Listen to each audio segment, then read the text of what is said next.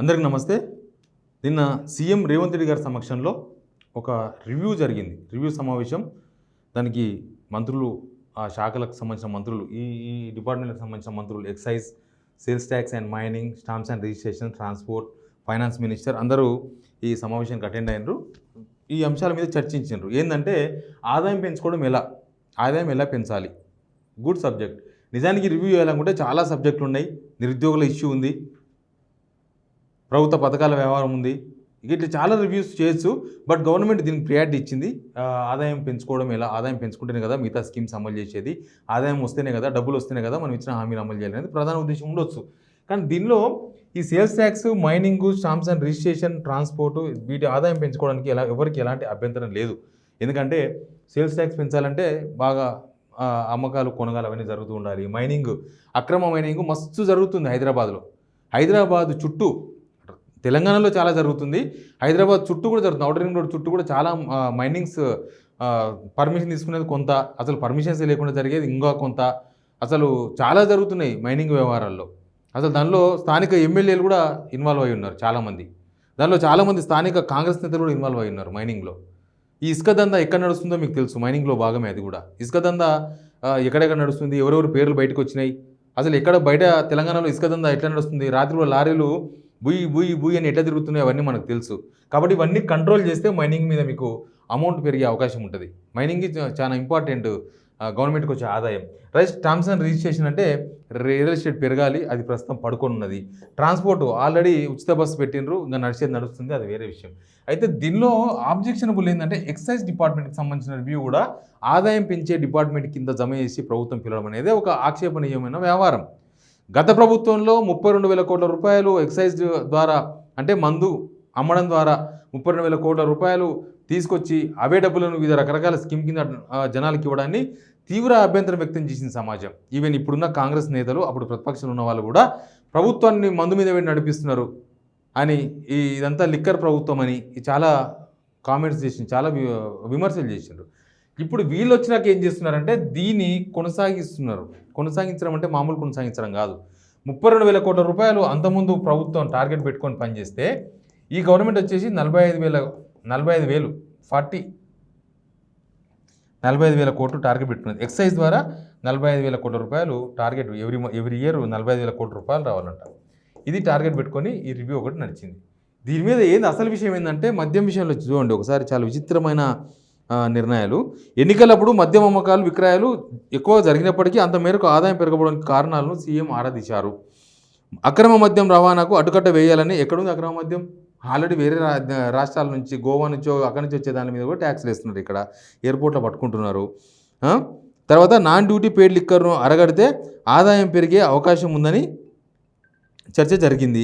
Distillery నుంచి మద్యం అడ్డదారి పట్టకుండా నిఘా పెంచాలని, అందుకు అవసరమైన ఆధునిక సాంకేతిక పరిజ్ఞానాన్ని ఉపయోగించాలని సీఎం ఆదేశించారు. అంటే జనం మందు తాగాలి, ప్రభుత్వానికి డబ్బులు రావాలి. మొన్న ఎవరు అన్నారు, కిషన్ రెడ్డి గారు అన్నారు, బీజేపీ అధ్యక్షుడు. ఇప్పుడు బెల్ట్ షాపులు పెరిగిపోయినాయి ఊర్లలో, ఇంతకుముందు ఉండే అవి కంట్రోల్ చేయాల్సింది కంట్రోల్ చేయలేదు, పెరిగిపోయినాయని. ఒక్క మున్గోడు కాన్స్టిట్యున్సీలో అనుకుంటా కోమరెడ్డి రాజగోపాల్ రెడ్డి గారు అయితే ఓపెన్గా పిలిపించారు, మా కాన్స్టిట్యున్సీలో ఏవి బెల్ట్ షాపులు ఉండకూడదు అన్నారు. దానిలో కొంత కంట్రోల్ అయ్యింది. ఇక ఎంత ఉందో తెలియదు, అక్కడ పోతే మనం నిజం చూడలే కాబట్టి చెప్తున్న లెక్క ప్రకారం అయితే ఆ మున్గోడు కాన్స్టిట్యున్సీలో ఒకటే ఊర్లో 10 షాపులు లేకుండా వాళ్ళు మాట్లాడుకొని ఒక షాప్ పెట్టిర్రా లేకపోతే మొత్తానికి ఎత్తేసిరా అనేది తెలియదు. బట్ కంట్రోల్లో ఉంది, కొంత కంట్రోల్ అయింది అనేది చెప్తున్నారు. మరి మిగతా ఎమ్మెల్యేలు ఎందుకు వాళ్ళ ఏరియాలో ఉన్న బెల్ట్ షాపులు ఎత్తేపిస్తలేరు, వాళ్ళ కాన్స్టిట్యున్సీలో ఉన్న బెల్ట్ షాపుల మీద ఎందుకు చర్యలు తీసుకుంటలేరు? బెల్ట్ షాపులను ఈ ప్రభుత్వం కూడా ప్రోత్సహిస్తుంది అని చెప్పడానికి ఇంతకన్నా పెద్ద ఆధారం అవసరం లేదు. అట్లా మొత్తం బెల్ట్ షాపులు పెరిగిపోయి, మొత్తం రెవెన్యూ పెరిగిపోయి 45,000 కోట్ల కంటే ఏంది?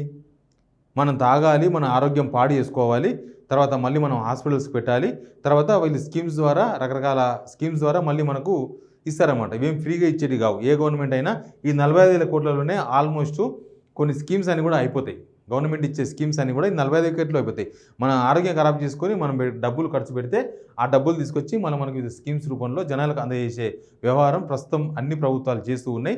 కాంగ్రెస్ ప్రభుత్వం దాన్ని మరింత పెంచి మరింత జనాల ఆరోగ్యాన్ని పాడు చేసే ప్రయత్నాలు మొదలుపెట్టిందనమాట. ఎక్సైజ్ డిపార్ట్మెంట్ మీద ఆదాయం పెంచే వనరుగా ఒక రివ్యూ వేయడమే ఒక ఆక్షేపణీయమైన వ్యవహారాన్ని ముందు నుంచి అదే చెప్తున్నా. అది యాక్చువల్గా ఎక్సైజ్ తగ్గించాలి, ఆదాయం ఎలా తగ్గాలి అనేది రివ్యూ చేయాలి. ఎక్సైజ్ మీద ఆదాయం పెరగాలంటే మందు ఎక్కువ తాగాలి జనం, అంతే. ఇంకా దాని మించి వేరే దీనికి పర్యాయ పదాలు ఏం లేవు. కాబట్టి మందు ఎక్కువ తాగించాలనే ఉద్దేశంతో ఇది ఉంది. ఎలక్షన్స్ టైంలో ఎక్కువ అమ్మినా తగిన ఆదాయం రాలేదు, దొంగ మందు అమ్మిండ్రు అనేది ఏమైనా ఉందా? నాకు తెలిసి ఒకవేళ దొంగ మంది ఎవరైనా ఉంటే అది పొలిటీషియన్సే ఎవరైనా దొంగ మంది అమ్మి ఉండాలి. ఎందుకంటే వాళ్ళే ఎలక్షన్స్ అప్పుడు మందు పంచింది వాళ్ళే. అన్ని రాజకీయ పార్టీల వాళ్ళు ఓట్లను రాబట్టేందుకు చాలా క్వార్టర్ బాటిళ్ళు, హాఫ్ బాటిళ్ళు, ఫుల్ బాటిళ్ళు ఇవన్నీ కూడా పంచిండ్రు, చాలా పంచిండ్రు. ఎలక్షన్స్ అప్పుడు లోక్సభ ఎలక్షన్స్ అప్పుడు పంచిండ్రు. లోక్సభ ఎలక్షన్స్ అప్పుడు అయితే ఇంకా పచ్చిగా పంచిండ్రు. కాంగ్రెస్ పర్టికులర్గా పంచింది. లోక్సభ ఎలక్షన్స్లో సీఎం సొంత కాన్స్టిట్యున్సీ మీన్స్ మహబూబ్నగర్ కాన్స్టిట్యున్సీలో ముందు రోజు రాత్రి అంతా పంచిర్రు. ఇంకా దానికి ఆధారాలు అంటే నేను చూపించలేను, కానీ తీసుకున్న వాళ్ళకి తెలుసు, కావాలంటే జనం వచ్చి మాట్లాడతారేమో. Quarter bottle పంచిర్రు. ఎక్కువ పంచింది కాంగ్రెస్ పార్టీయే లోక్సభ ఎలక్షన్స్లో ఈ మందు బాటిల్స్ అని కూడా. అసెంబ్లీ ఎలక్షన్స్ అప్పుడు అన్ని పార్టీలు పంచినాయి. బీఆర్ఎస్ పంచింది, కాంగ్రెస్ పంచింది, కొంత బీజేపీ కూడా వాళ్ళ దారిలోనే పాలిటిక్స్ వేయాలి కాబట్టి వాళ్ళు కూడా పంచారు. ఎనీవే ఎక్సైజ్ డిపార్ట్మెంటు మీద ఆదాయం పెంచే డిపార్ట్మెంట్గా ఈ ప్రభుత్వం కూడా చూస్తుంది అనడానికి ఇంతకు మించి వేరే ఆధారాలు అవసరం లేదు. ఇంకోటి ఏంటంటే మంత్లీ టార్గెట్ పెట్టాలంట. మంత్లీ టార్గెట్ పెట్టాలి, అన్ని డిపార్ట్మెంట్లో పెట్టాలి, దానిలో ఎక్సైజ్ డిపార్ట్మెంట్ కూడా ఉంటుంది. మంత్లీ టార్గెట్ పెట్టాలంటే వైన్ షాప్ వాళ్ళు మందు అమ్మేసేయాలి, బార్లలో 2 కొంటే 1 ఫ్రీ, 2 పెగ్లకు 1 ఫ్రీ, గోల్డెన్ అవర్స్ అట్లాంటివి పెట్టి అమ్మాలి. తర్వాత ఇక కొన్ని రూల్స్ పెట్టు. ఆల్రెడీ మీరు గమనిస్తున్నారో లేదో, హైదరాబాదులో డ్రంక్ అండ్ డ్రైవ్లు బంద్ చేసిండ్రు. కొత్త ప్రభుత్వం వచ్చినప్పటి నుంచి డ్రంక్ అండ్ డ్రైవ్లు బంద్ ఉన్నాయి. డ్రంక్ అండ్ డ్రైవ్లు ఎందుకు బంద్ ఉన్నాయంటే డ్రంక్ అండ్ డ్రైవ్లు ఎక్కువ పెడితే మందు సేల్స్ తగ్గుతాయి. ఫ్రెండ్స్తో ఉన్నప్పుడు ఒకరు ఫుల్ బాటిల్, 4 ఫ్రెండ్స్ కలిసి ఫుల్ బాటిల్ తాగుతారు. ఇంటికాడ తాగే అవకాశాలు ఉండవు. ఇంట్లో తాగినా ఇంటికాడ 1-2 పెగ్గులు తాగి పడుకుంటారు, తక్కువ సేల్స్ అవుతాయి అప్పుడు. కాబట్టి డ్రంక్ అండ్ డ్రైవ్ మొత్తానికి ప్రభుత్వం ఎత్తేసింది.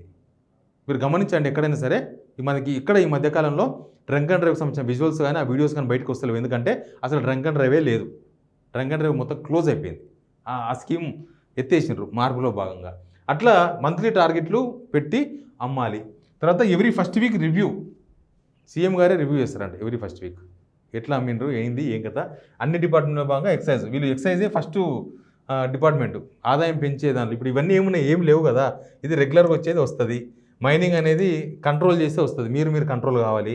స్టాంప్స్ అండ్ రిజిస్ట్రేషన్ మీరు ప్రోత్సాహిస్తే అవుతుంది. రియల్ ఎస్టేట్ డిపార్ట్మెంట్ లేచే పరిస్థితి లేదు. ట్రాన్స్పోర్ట్లో కొత్తగా వచ్చే ట్యాక్స్లు ఏం లేవు, బండ్లు ఆల్రెడీ వస్తున్నాయి. ఇప్పుడు రెగ్యులర్గా వచ్చేది ఒక పెంచుకునేది తగ్గించుకునేది ఎక్సైజ్ డిపార్ట్మెంట్ మాత్రమే. నువ్వు రెవెన్యూ పెంచుకోవాలంటే పెంచుకోవచ్చు, తగ్గించుకోవాలంటే తగ్గించుకోవచ్చు. పెంచుకోవాలనుకుంటే ఇట్లా డ్రంక్ అండ్ డ్రైవ్ ఎత్తేయడం, తర్వాత షాపులకు బెల్ట్ షాపులు పెంచడం, దాని ద్వారా పెంచుకోవచ్చు. ఇంకా ఫస్ట్ వీక్లో రివ్యూ చేస్తారంట ఎవ్రీ ఫస్ట్ వీక్. ప్రతి శుక్రవారం బట్టి విక్రమార్క గారు రివ్యూ చేస్తారంట. ఎట్లుంది ఈ వారం, ఎట్లా పెరిగింది, ఎట్లా తగ్గింది అనేదానికి. ఇదన్నీ కూడా 32K లాస్ట్ 45K ఇప్పుడు ఈ గవర్నమెంట్ టార్గెట్ ఉంటుంది. ఎనీవే జనానికి కిక్కి ఎక్కించాలి, ప్రభుత్వ ఖజానా నింపుకోవాలి అని ఈ ప్రభుత్వం కూడా ఆలోచన చేస్తుంది. గత ప్రభుత్వం కన్నా దారుణమైన ఆలోచన చేస్తుంది ఈ ప్రభుత్వం. ఇంకా పెంచాలి అంటే పెంచాలి. గత ప్రభుత్వం 32,000 టార్గెట్ పెట్టుకుంటే ఈ ప్రభుత్వం 3,000 టార్గెట్ పెట్టుకొని పనిచేస్తే అప్పుడు తగ్గిపోతుంది ఎక్సైజ్. బెల్ట్ షాపులు ఎత్తేస్తామని ఎలక్షన్స్ ముందు హామీ ఇచ్చారు చాలామంది. అసలు బెల్ట్ షాపుల గురించి ఎవరన్నా మాట్లాడుతున్నారా ఒక్కరన్నా? ఇప్పుడు వాళ్ళ కాన్స్టిట్యున్సీలో బెల్ట్ షాపులు ఉన్నాయా, ఎత్తేసినారా చెప్పగలరా? ఒక్కరన్నా మాట్లాడగలరా? బెల్ట్ షాపులు తగ్గినాయా, పెరిగినాయా చెప్పగలరా? కిషన్ రెడ్డి గారు చెప్పి 2 రోజులు అయింది బెల్ట్ షాపులు పెరిగినాయి రాష్ట్రంలో అని. మరి ఆయన మనకు కేంద్ర సహాయ శాఖ మంత్రి కూడా ఉన్నారు బండి సంజయ్ గారు. మరి ఇప్పటిదాకా ప్రభుత్వం నుంచి బెల్ట్ షాపులు తగ్గినాయని ఒక్కరు కూడా స్టేట్మెంట్ ఇవ్వలే. దానికి ఏమని అర్థం చేసుకోవాలి? బెల్ట్ షాపులు పెరిగినాయని అర్థం చేసుకోవాలి. రూల్స్ ప్రకారం బెల్ట్ షాపులే ఉండొద్దు, అసలు ఏ ప్రభుత్వం వచ్చినా ఉండకూడదు. ఇక అక్రమ మద్యం అంటే ఏముంటుందంటే వీళ్ళు గుడుంబ ఆపాలంటారు. గుడుంబ ఆపడం మన ఆరోగ్యాలను కాపాడడానికి అని చెప్తారు. నిజానికి మన ఆరోగ్యం కాపాడడానికి కాదు, ఈ సేల్స్ పెంచుకోవడానికి. గుడుంబ అమ్మితే ట్యాక్సులు రావు, ఇది అమ్మితే ట్యాక్సులు వస్తాయి. గుడుంబకు అలవాటు పడ్డోళ్ళు కచ్చా తాగుతారు బాగా పోయి మందు, అప్పుడు ఇంకా ఎక్కువ సేల్స్ అవుతాయి. సరే, గుడుంబాన్ని అరికట్టొద్దని నేను అంటలేను, మళ్ళీ మీరు దాని ఇంకొక యాంగిల్లో చూడొద్దు. బట్ ఎనీవే ఎక్సైజ్ పెంచాలి, ఎక్సైజ్ రెవెన్యూ పెంచుకోవాలని ప్రభుత్వం ఆలోచన చేయడమే ఒక తప్పు అనేది మాత్రం నేను సమాజానికి చెప్పదలుచుకున్నా. Please subscribe signal TV.